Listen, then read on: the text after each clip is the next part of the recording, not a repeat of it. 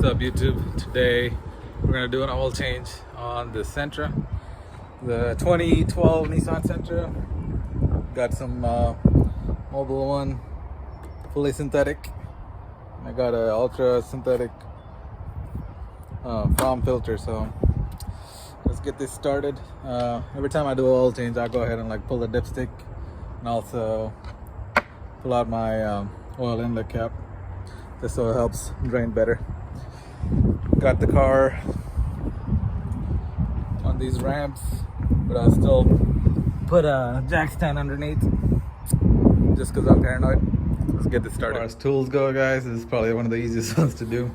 All you need is a 14mm socket or somehow to remove it. I got these adjustable ones. This I got it a long time ago. You can kind of use it on any kind of filter because it's kind of adjustable. So you probably don't even need to use this. You can hand remove it. Just need some napkins. This thing also got it from, I don't even remember when I got it, but if I can find a link to it, I'll put it in the description. But you can just fill it in, drop it in here. It'll drain down in here, put the cap on. You can just take this whole thing to AutoZone or wherever you want to dump the oil. So that makes it very easy too. Alright guys, so I'm gonna show you where exactly the drain plug is. So we're looking at the driver's side. You're gonna come down. The oil pan is right on the passenger side. Get your CVT is on the driver's side, and the engine oil is on the passenger side. So 14mm drain plug right in the back, and lefty loosey. Alright, so I just broke it loose. That was on there tight. So the car has been, I drove it around, it's been up on these ramps for about 15-20 minutes. Still a little bit warm, so once you break it loose, just kind of use your fingers to take this out. I got these rubber gloves, and these things are awesome. They go kind of deep, so in case oil runs down on your hand, make sure your pan is placed and your plug is off so air comes out. And this should be it. That's it. You're always gonna get some oil on you somehow. Alright, I'm gonna let this run for about 5 minutes. So while the oil's running, I'm gonna show you where the filter is, right above it. So easy location.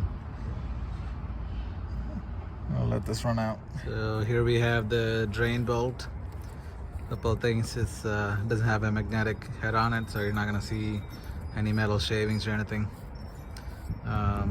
Has a copper, looks like copper washer on it, so you don't really need to replace the washer. You just keep installing this one.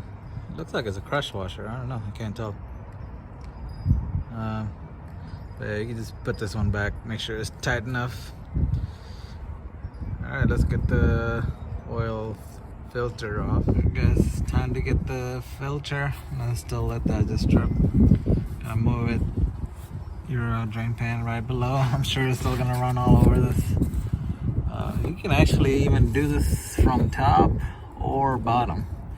Might be, if you don't want oil all over you, probably best to do it from the top. Okay, so we're up top.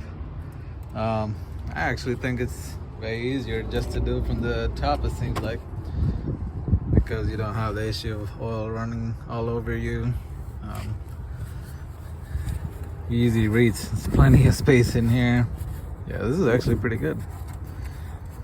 So just twist this off. I'm sure, yep, there's oil coming out. Make sure your pan is right under this before you start doing this.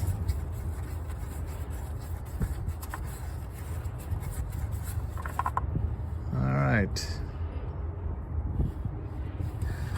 Oh, this is super easy.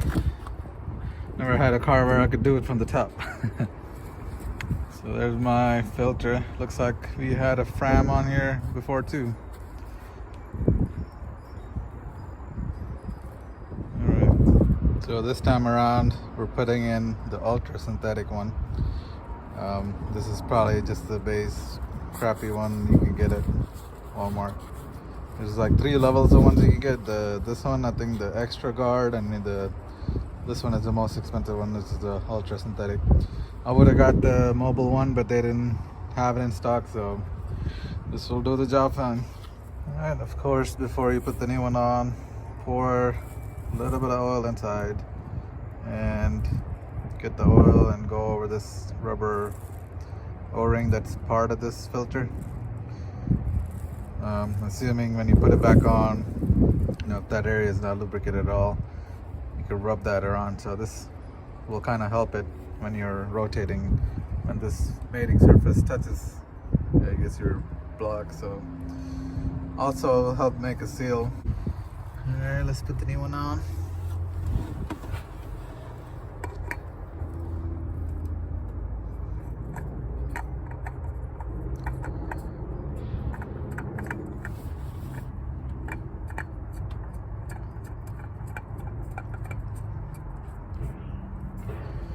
Once it touches or you feel resistance, you just go usually with just one full turn.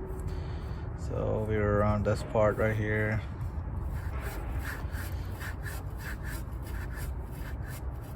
Or a quarter turn actually. This is good enough. I feel it's super tight now. Alright, filter's on. Now let's put the drain plug back on and fill the oil. Make sure you put the new, or not the new, put the drain plug back on.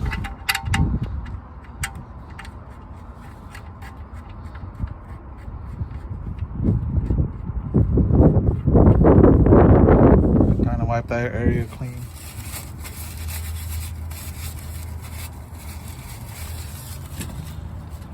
Alright, let's get 14mm back on here. This hand type. Alright.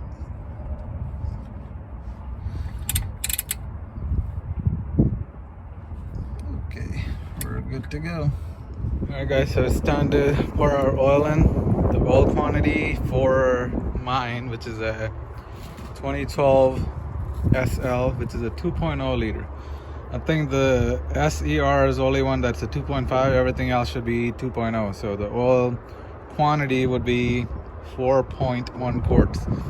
So I'm just gonna fill it up to 4 and lower the car, probably drive it around a little bit, come back and check the dipstick and add accordingly. Leave that 0.1 out for later. All right.